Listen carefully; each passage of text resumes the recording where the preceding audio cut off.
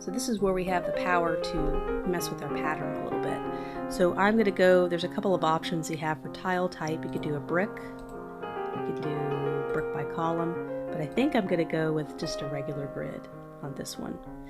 And we're also going to be able to adjust the width and height, and this is trial and error just to find the right pattern shape for what I'm looking for. So I'm just going to kind of do trial and error.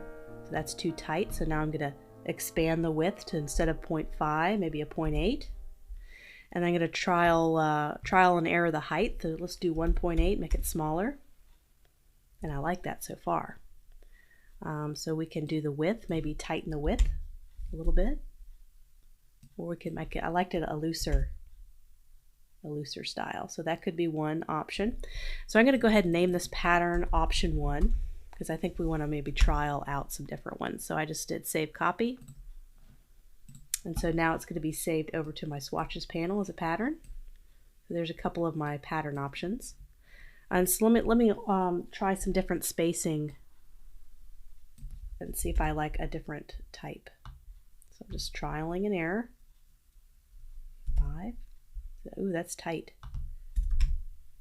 Interesting. Let's go back to 7. And let's go back to 2. Let's do some wider spacing. And let's do even wider spacing. So I think the pattern we had was good. I also kind of developed a couple other patterns very similar to this that I also have right over here in my swatch panel that I can play with. So let's go ahead and save a copy. We're going to do this option 2. Just press enter, it'll save, or you can do save a copy and then title that a new pattern. So you can create 10 different pattern types with different spacings to kind of figure out the pattern you like. So now that we're done, we can kind of slide our pattern over here, and we can go ahead and remove our guides, smart guides, and also remove, snap to grid. Go ahead and remove that because we don't want snap to grid for the rest of the document. That would just get in our way. And hide grid. So we're going to hide grid. So now we're going to start to apply the pattern to the chocolate bar. So I'm going to go ahead and do a full box here just to kind of see how it looks. And I'm going to select on a couple of my different patterns that I developed. You know, some are tighter, some are more loose. Kind of figure out the one that I think would work the best. So far, kind of like this tighter pattern I made. And if I ever wanted to adjust it, I just select my pattern, double click it, and then you can make some adjustments. And you can go ahead and select, just kind of get the select box. There's my original pattern right here. So you can actually take your direct selection tool and you can even edit this original pattern, and it'll edit all the rest of the patterns. So it's a very quick way to do patterns. I can shift that over. Anything you want. You can also change the color as well and the stroke width. So let's go ahead and cancel. So there's kind of our pattern so far. So now we got to think of the overall composition of the chocolate bar. I want to have this pattern, but I also need to have some crucial elements like the name of the bar and the percentage of chocolate that's in the bar as well. So I'm going to look back at my previous design here, and we're going to emulate this a little bit. So now I'm starting to think of the overall blocking and layout of the design. So I want to have something similar to what I have with my South American bar. So I'm just going to go ahead and start kind of creating that same look and feel. And I'll kind of talk about what I was thinking about when I did the original one.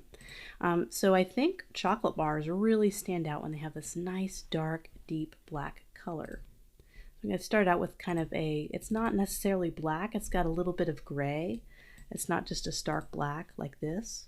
It's got that nice charcoal gray, kind of has a nicer appeal to it. Let me do it a little bit darker. And then I also wanted to have kind of, and this is when you have to start doing some research and go to maybe kind of an organic market or somewhere that's going to have more artisan chocolate bars and kind of do some research. So I have right here a masked bar that I grabbed, and I wanted to kind of show you kind of how packaging design works and kind of how I thought about this design that I did. And this is kind of what I used as my research. So this is the fun part because you get to kind of open up a chocolate bar and eat it. So that's always fun. But anyway, so here's kind of the packaging. the front, and this is kind of the geometric pattern that Mass does that I kind of liked.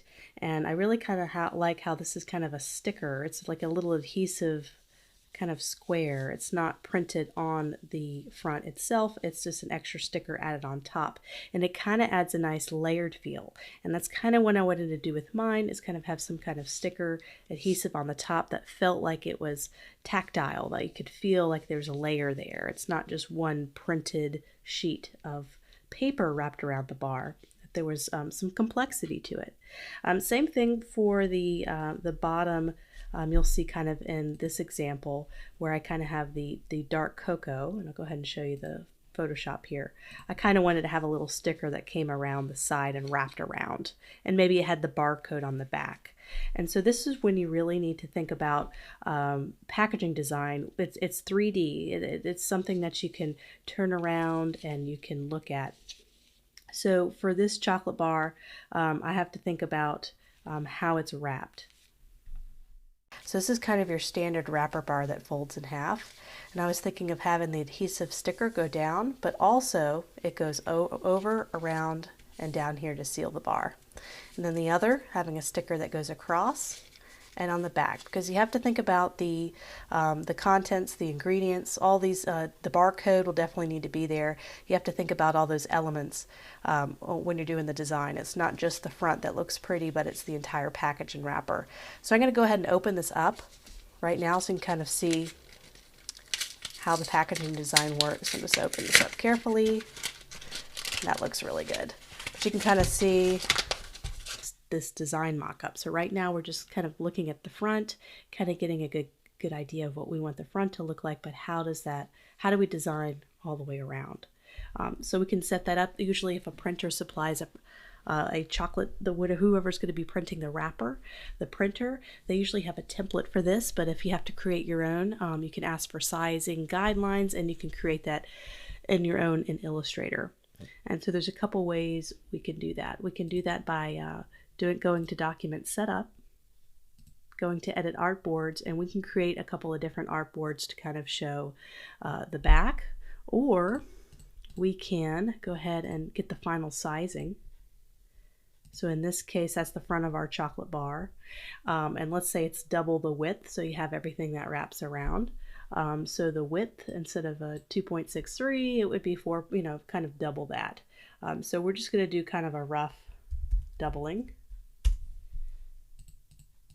And what we could do is we can go ahead and copy this, and we're just going to make kind of some marks for us. This is just for us personally, so we know where the center is. We know that's going to be the center of the bar. And the left, go ahead and slide our text away. And the right and the left side is going to be where it wraps around the back. And then we're going to have a separate, put on a separate area. This is, of course, when we do final print prep. We're going to create a new artboard over here for the two adhesive stickers that would go on the chocolate bar. But for right now, we're just going to do a final design over all of this, and we can always separate those elements for the printer later. So let's get started with the layout. So I have all of my text right here that I know needs to be on the chocolate bar. So now I need to arrange this in a very appealing way. So let's go ahead and wrap our little black over the sides. I'm going to do our little adhesive sticker. Of course, this will be a separate element, but we're just doing this to show a mock-up to the client, to show what a final design would look like. So I'd like to kind of feature kind of an image that kind of represents Africa, but kind of in a traditional artistic sense. So I would like to feature that somewhere in this area, and I'd like to have chocolate bar featured on the top, and the South America, or this would actually be African single origin on the bottom. And I'd love to go ahead and put my chocolate contents, go ahead and click on this, down here on the bottom. Go ahead and arrange and bring that to the front. Somewhere on the bottom and another adhesive sticker. Okay, so we want it kind of roughly there, maybe about that sizing. I want chocolate bar to be the very first thing people see. So let me go ahead and select all my text elements and make sure they're on the top layer. I'm just going to arrange, bring to front. So now I'm just doing some basic blocking. It doesn't have to be perfect. We're just kind of getting an idea of layout, where our text and type should go. I'm going to go ahead and zoom in here. So now I need to start to think about font choices. So I'm going to do kind of a mixture. I like to mix up sans serif and serif fonts together because I think they pair nice together. So let me go ahead and kind of look through my fonts and kind of figure out some good fonts to use.